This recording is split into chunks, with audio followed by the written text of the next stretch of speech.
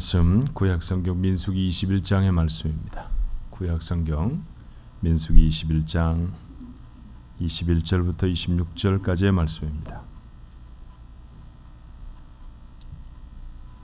이스라엘이 아모리 왕 시온에게 사신을 보내어 이르되 우리에게 당신의 땅을 지나가게 하소서. 우리가 밭에든지 포도원에든지 들어가지 아니하며 온물물도 마시지 아니하고 당신의 지경에서 다 나가기까지 왕의 큰 길로만 지나가리이다 하나 시온이 이스라엘이 자기 영토로 지나감을 용납하지 아니하고 그의 백성을 다 모아 이스라엘을 치러 광야로 나와서 야하스에 이르러 이스라엘 치므로 이스라엘이 칼날로 그들을 쳐서 무찌르고 그 땅을 아르논에서부터 야복까지 점령하여 암몬 자손에게까지 미치니 암몬 자손의 경계는 견고하더라.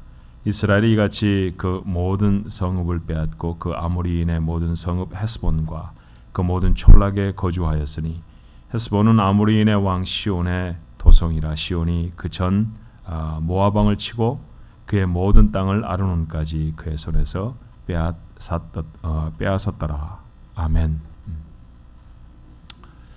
바람이 굉장히 심하네요. 그렇죠? 네, 바람에 날아가지 않으시고 어떻게 잘 오셨습니까? 자, 옆에 분들하고 같이 한번 인사하시면 좋겠네요. 한 주간 평안하셨습니까? 잘 지나셨어요? 바람에 어려움은 없으셨습니까? 한번 여쭤보십시다.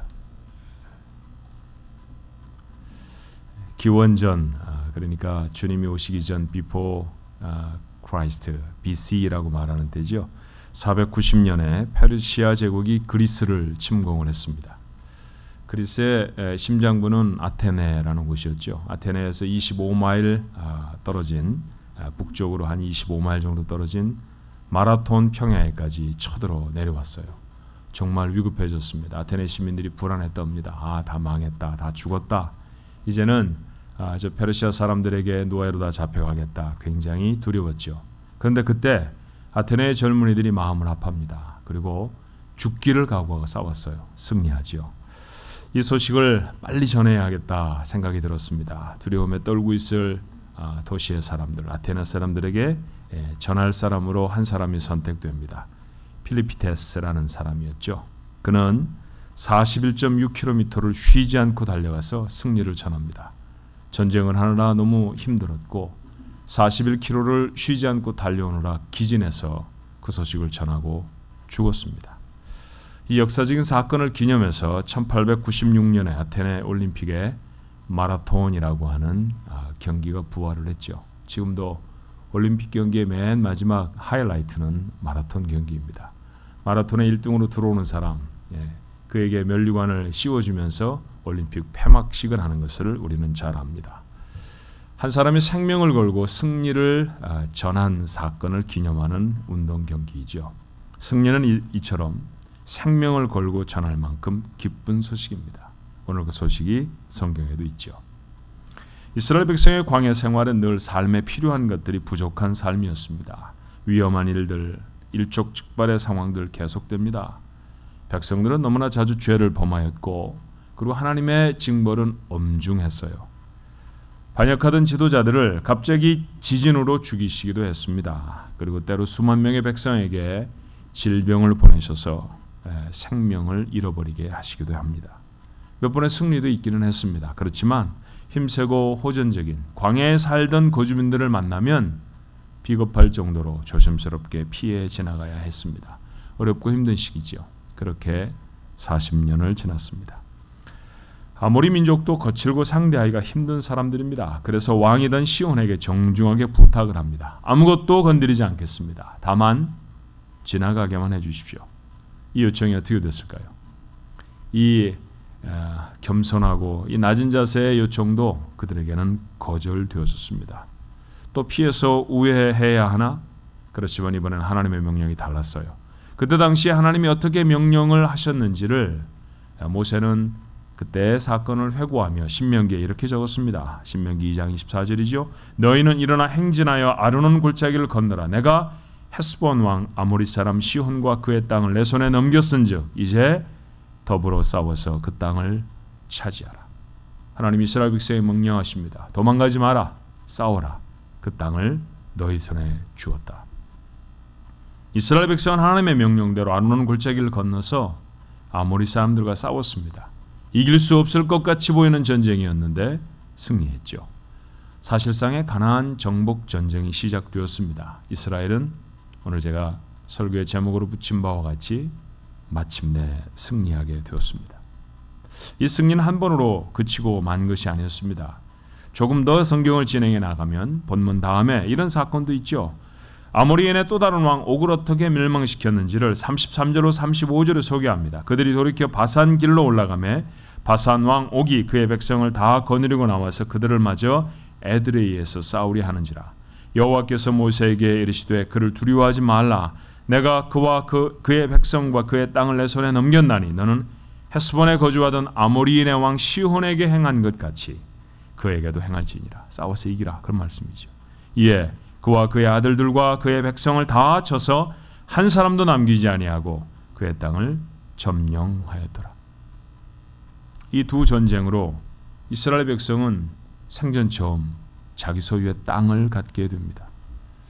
보통 역사 속에는 트랜스 요르단이라고 말하고요. 요단 동편이라고 성경에 기록되어져 있죠. 넓고 잘 정비되어져 있는 곳이었습니다. 얼마나 괜찮았는지 모세의 회고를 다시 한번 볼까요? 신명기 3장 4절 5절입니다. 그때 우리가 그들에게서 빼앗지 아니한 성읍이 하나도 없이 다 빼앗았는데 그 성읍이 60인이 곧 아르곱 온 지방이요 바산에 있는 옥의 나라니라.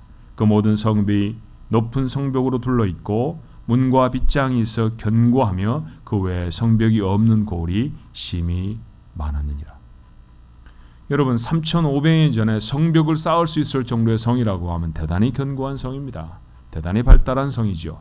그런 성 60을 빼앗았습니다. 그리고 성벽이 둘러쳐져 있지 않은 마을은 헤아릴 수 없을 정도로 많았다라는 거죠. 많은 사람이 살았던 곳은 좋은 곳이었을까요? 그렇죠. 당연히 좋은 곳이었을 것입니다. 그 좋은 땅을 얻었습니다. 후에 이스라엘 백성은 이곳에 르우벤 지파와 갓 지파와 므낫세의 반 지파가 살아갈 수 있도록 나누어 주었습니다. 이스라엘 12지파 중에서 2지파 반이 터를 잡고 살아갈 땅을 얻게 되어진 것이죠. 아마도 이 승리는 당시 중동 지방의 가장 놀라운 소식이었던 것 같습니다. 요즘 말로 말하면 탑 뉴스였습니다.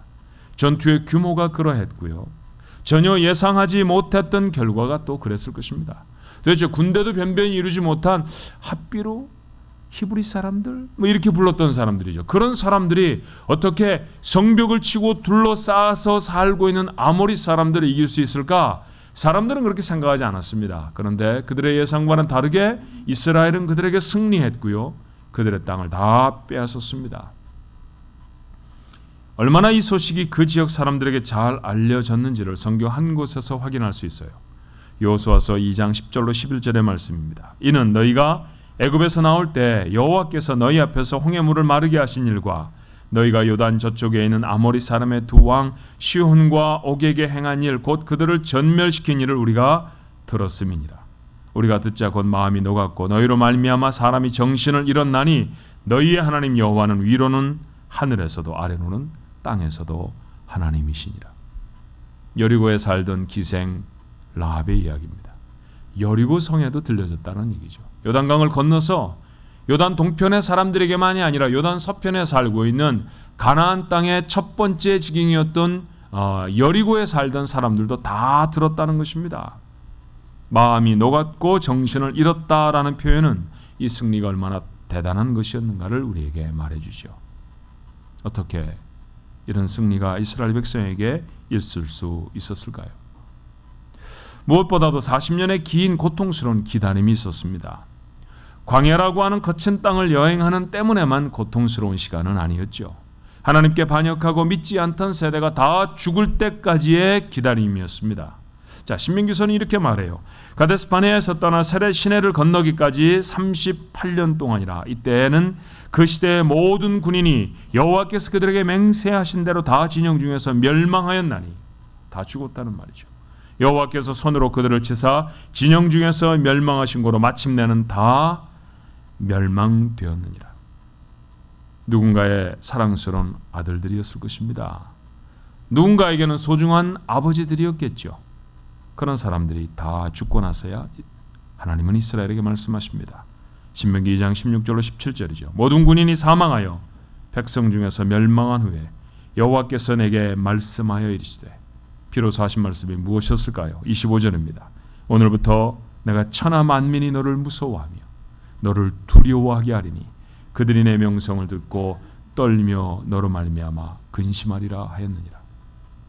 줄여서 말하면 뭘까요? 이제부터 이긴다. 이제부터는 승리한다. 이제부터는 지지 않는다. 그런 말입니다. 주변의 사람들을 깜짝 놀랄 만큼 너희가 마침내 승리하리라. 하나님은 이스라엘을 이룬 새로운 세대들에게 승리를 약속하십니다. 승리를 이룬 이스라엘은 새로운 사람들이었죠. 그들은 이전 세대와는 다른 사람들이었습니다. 적어도 두 가지 면에서 우리는 그들의 달라진 모습을 확인할 수 있어요. 첫 번째는 여호수아의 리더십을 확실하게 인정하는 사람들이 되었습니다. 여러분, 모세라고 하는 인물은 이스라엘의 역사상 두 번 다시 없을 독보적인 지도자였습니다. 하나님이 그를 친구라고 부르셨으니까 말이죠. 그런데 이스라엘 백성은 늘 그의 리더십에 도전합니다. 고라를 중심으로 한 사람들이 왜 너만 지도하느냐라고 도전을 했다가 죽임을 당하기도 했고요. 심지어는 가족 중에 누나 미리암까지 그랬습니다. 때때로 이스라엘 백성이 어려움을 만나면 그들은 거의 예배가 없이 어려움만 불평하는 것이 아니라 모세의 리더십에 문제를 제기하고 나섰죠. 대단한 지도자였습니다만 늘 그 지도력이 도전받는 사람이었습니다. 그런데 지금 이스라엘 백성을 지도하는 사람은 여호수아입니다. 모세와 같은 능력을 아직 한 번도 보여주지 못했습니다. 바다를 갈라낸 적도 없고요. 반석을 쳐서 물을 솟아나게 하지도 아직 않았습니다. 그러니까 그에게서는 검증된 것이 거의 없다고 해도 과언이 아니죠. 더군다나 그는 대단한 지도자 모세의 종이었습니다. 어떻게 보면 함량이 좀 떨어져 보이지 않습니까? 좀 부족하고 모자래 보이는 사람이죠. 그러나 놀랍게도 이스라엘 백성은 여호수아의 지도력에 전적으로 순종합니다. 시뻘건 물이 흐르는 요단을 건너라고 하면 두 말도 않고 건넙니다. 여리고성을 무너뜨리는 방법이 매일 아침에 일어나서 한 바퀴씩 도는 거라고 말했을 때 그 뭐 미친 소리냐 그렇게 말하지 않습니다. 그가 말한 대로 그들은 행호를 짰고요. 그리고 매일 아침 한 바퀴씩 돌았습니다. 한마디의 불평도 없었어요. 이후 그의 리더십에 도전하는 사건을 우리는 성경 속에서 발견할 수가 없습니다. 여호수아가 모세보다 더 뛰어난 사람이어서가 아니었습니다. 이스라엘이 새로워졌기 때문입니다. 두 번째로 불평이 거의 사라졌죠. 이스라엘 백성이 불평하지 않았다는 이유는 뭘까요? 삶이 이전보다 훨씬 편안해졌기 때문입니까? 전에는 광야에 있었는데 지금은 가나안 땅에 들어와 있어서일까요? 그렇지 않습니다. 사실은 광야에서 살아가는 삶은 목이 마르고 먹을 것이 없고 뱀이 튀어나오고 그 정도였습니다. 그런데 지금부터는 전쟁을 합니다. 단 한 번의 실수도 죽음으로 연결될 수 있는 정말로 적벽 간두에 서 있는 그런 어려움의 상황입니다. 그런데도 불구하고 그들은 한 번도 불평하지 않습니다. 이스라엘이 달라졌죠. 입에 달고 살던 불평이 사라져 버렸습니다. 사랑하는 주안가족 여러분, 이스라엘 백성의 승리 이야기들을 읽고 있습니다. 우리도 승리에 목마른 인생을 살아가지 않습니까? 경제적인 어려움에서 승리해서 물질로 인한 걱정과 근심을 좀 내려놓았으면 좋겠습니다. 여전히 걱정하고 싶으신가 보네요. 아무도 아멘을 안 하시는 거 보니까. 걱정이 오래되니까 친구 같고 좋으세요? 인간관계에서도 좀 승리를 했으면 좋겠습니다. 다툼, 갈등 이런 거 좀 없이 가족 속에서도 교인들 간에도 세상 속에 어깨를 겨루고 살아가는 사람들 가운데도 그런 인간관계의 승리가 좀 있었으면 좋을 것 같습니다. 질병과 오래도록 싸우는 사람들이 있죠. 그들도 좀 승리를 했으면 싶은 것이 여러분 앞에 서 있는 목사의 마음입니다. 우리도 승리할 수 있을까요? 물론입니다. 이스라엘의 하나님은 우리의 하나님이신 줄로 믿습니다. 그들에게 승리를 주신 하나님은 오늘도 동일하게 우리도 승리하게 되기를 원하시는 분이십니다. 어떻게 승리할까요? 오늘 우리는 이스라엘의 승리를 통해 두 가지를 배워야 합니다. 첫 번째, 인내가 필요해요. 기다림이 필요합니다. 승리는 하나님의 정하신 때에 이루어집니다. 이스라엘은 이 승리를 위해서 40년을 기다렸습니다. 40년이 길다고요? 그러면 아예 승리를 안 했으면 좋겠습니까? 40년이라도 기다려서 하는 승리가 좋을까요? 아니면 아예 승리가 없는 삶이 좋을까요? 자명하지 않아요. 오랜 시간이 기다려졌다 할지라도 그 시간 이후에 승리를 주신다고 하면 기다려야 합니다. 하나님은 우리 인생을 아십니다. 그 길이도 아실 것입니다. 그렇다고 하면 우리에게 누리도록 승리하게 하시지 않겠습니까? 가나 혼인잔치에서 그 승리는 불과 몇 시간밖에 걸리지 않았죠. 그러나 교회를 핍박하던 로마 제국에 승리하는 데는 400년이 걸렸습니다. 하나님의 능력이 없으셨기 때문이 아니었습니다. 하나님의 시간이 있습니다. 그 시간을 기다리는 사람이 마침내 승리할 줄로 믿습니다. 두 번째, 우리가 배워야 할 교훈은 사람이 달라져야 한다라는 것이죠. 승리를 소망하는 기다림은 그저 시간이 지나가는 것을 바라보는 기다림이 아닙니다. 그것은 자신의 변화를 위한 기다림이었죠.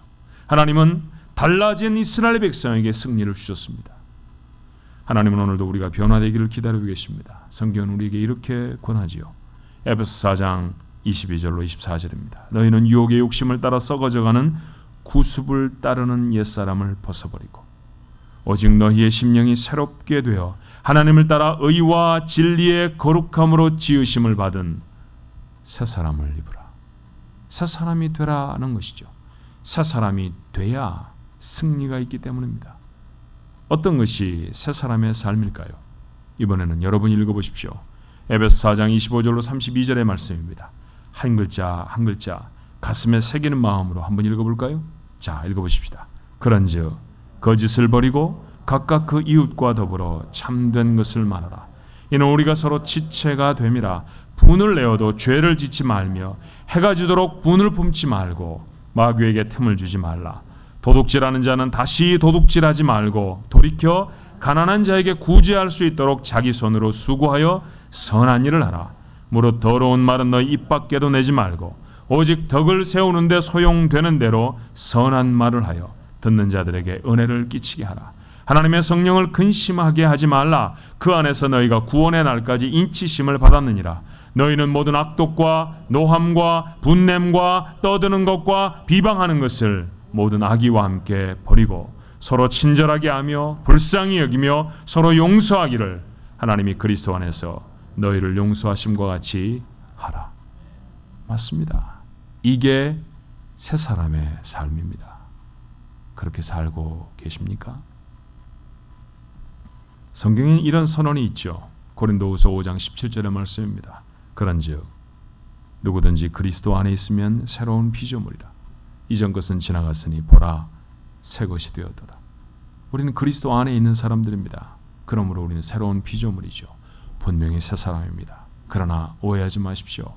새 사람으로 살아가지 않으면 아무리 우리의 신분이 새 사람으로 바뀌었다 할지라도 새 사람의 삶을 결단하지 않으면 그 새 사람에게 약속되어진 승리는 누리지 못합니다. 여러분에게 승리가 유보된 까닭이 무엇일까요? 아직도 새 사람의 삶을 살아가지 못하는 까닭은 아니겠습니까? 교회의 문턱은 수도 없이 달구었지만 그렇지만 전혀 변화되지 않은 모습으로 살아가는 것은 아니겠습니까? 그렇다고 하면 승리를 경험할 수 없을 것입니다. 이스라엘은 더 젊은 세대로 사람만 바뀐 것이 아닙니다. 새로운 삶을 살았습니다. 하나님이 세운 리더십은 존중하고 아무리 어려워도 불평하지 않습니다. 메뉴가 똑같다고 불평하던 그들의 아버지들과는 정말로 다른 사람들이 되었습니다. 하나님은 그런 사람들이 승리를 누리게 하십니다. 원망과 시비를 그치십시오. 듣는 사람에게 은혜를 끼치는 선한 말만 하겠다고 결단하셔야 합니다. 단어의 조합으로 만들어낼 수 있는 소리라고 해서 다 말일 수는 없습니다. 모두가 다 하는 말이라고 해도 적어도 그리스도 예수 안에서 새롭게 된 사람들이 일평생 결코 담지 말아야 할 말들도 세상에는 많이 있습니다. 여러분의 입술에서 그런 말들을 덜어내셔야 합니다. 악독과 분노와 떠드는 것과 비방하는 것 버리십시오. 친절해야 합니다. 불쌍히 여기고 용서해야 합니다.